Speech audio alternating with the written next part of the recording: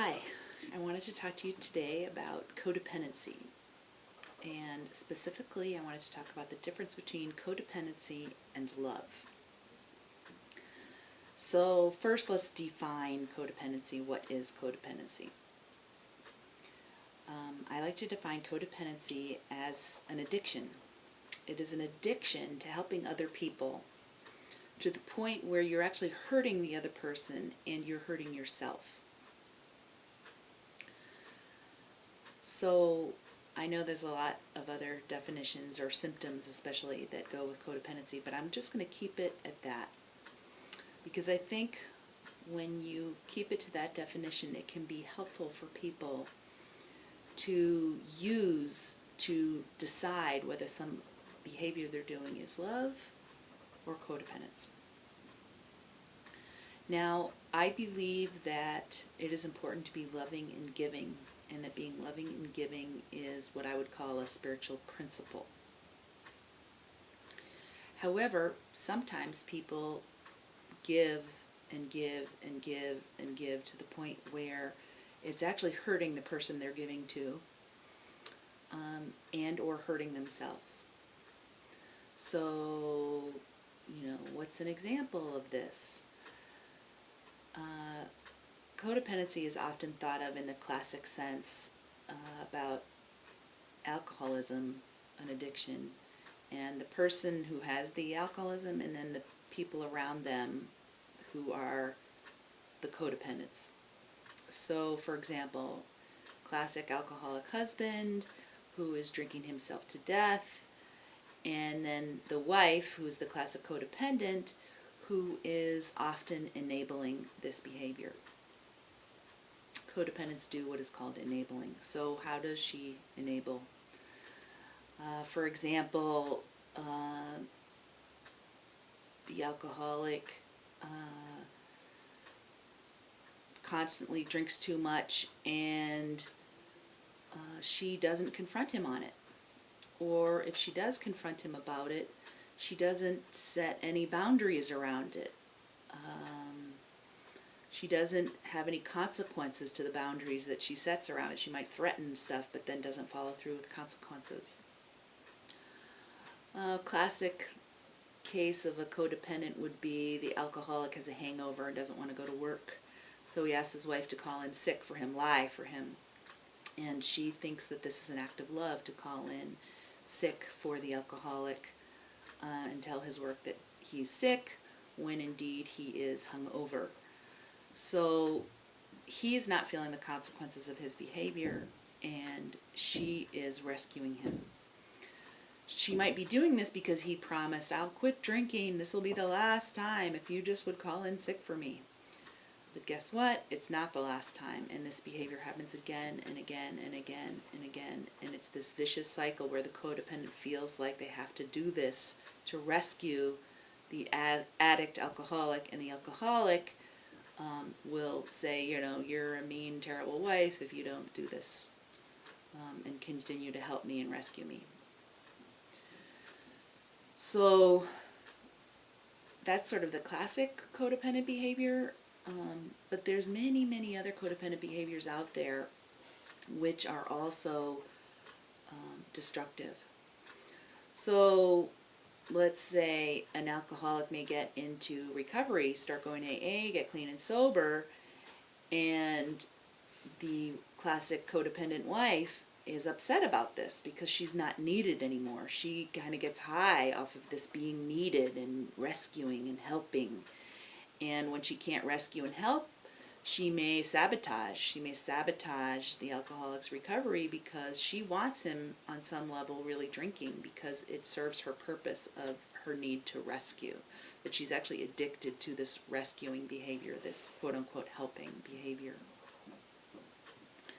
So that's a pretty extreme example, but there's many other examples of codependency. For example, I see it a lot in parenting. You may have a child who doesn't want to listen to their parent, and so parents will complain, oh, my child never listens. And then I, kind of find out, well, what's really going on in your relationship with your child? Well, guess what? When it comes to dinner time, the kid doesn't want what's for dinner. The kid only wants macaroni and cheese. And they're going to scream until mom gives them macaroni and cheese. So, codependent mother will give in to that and will become a short order cook and make macaroni and cheese for their child when the rest of the family is eating pot roast and potatoes. So, is this being a nice and loving mother? Or is this saying yes too much to the point where your child is running the show and is becoming spoiled and learning that if they scream enough, they'll always get their way, instead of being told, no, this is what's for dinner, pot roast and potatoes, like it or lump it. And I have parents telling me, oh, my child will starve to death. Guess what? Your child won't starve to death, even if they don't eat dinner. You can say it's pot roast and potatoes, and I'm sorry if you're not going to eat it, but this is what's for dinner. And the kid's going to eat when they're hungry. I mean, there's rare exceptions to that case, but when you're talking toddlers, they're going to eat when they're hungry. So it's pot roast and potatoes, set the boundary in a loving way. I'm sorry, this is what's for dinner. This is what everybody's eating. I know you want mac and cheese. Maybe we'll have macaroni and cheese for lunch tomorrow, but for dinner tonight, the whole family's eating this. So there's a small example of codependency, but a lot of times parents get hooked into that. They think that, oh, I'm a mean parent if I'm saying no. Another example in relationships. There'll be one person in the relationship who's giving and giving and giving, and the other person in the relationship who's taking, taking, and taking. So the giver thinks, oh, I'm being loving, right? But then they end up giving, giving, giving so much they start to feel resentful.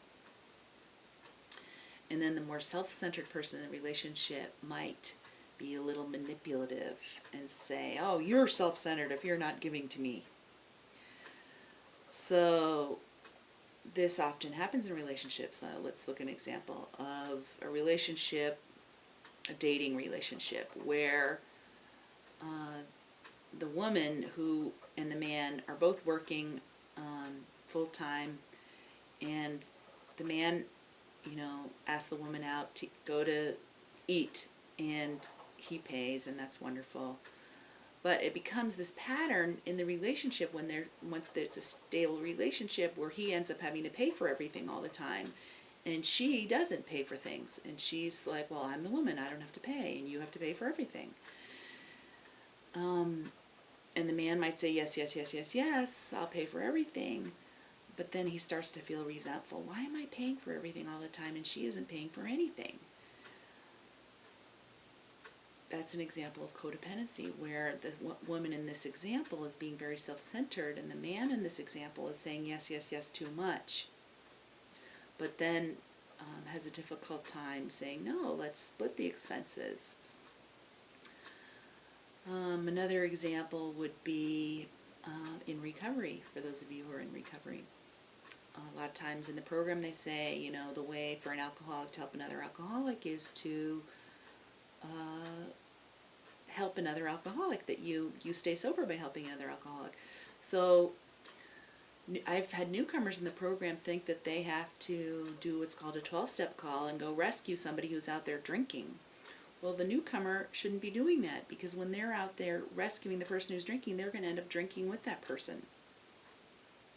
Their codependency of saying yes, yes, yes, yes, yes ends up driving them to drink again. So a lot underneath drinking or addiction sometimes is a lot of codependent behavior. A lot of people end up becoming addicts because they're so codependent they can't ever say no, and their addiction ends up being some kind of boundary for them where they say no.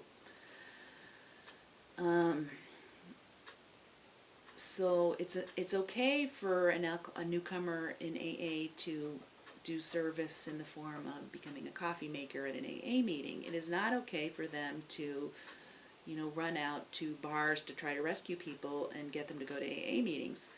That's codependency. So I've had people argue with me about that their behavior is loving and that I'm telling them to be mean. So I say that It is not mean when you say no to somebody. It's helping build structure and boundaries, which everybody needs. And especially when you're talking about addiction, people don't have a lot of boundaries or structure or self-control. And it's the voice of reason that comes in and set those boundaries. And that's what codependency recovery is about.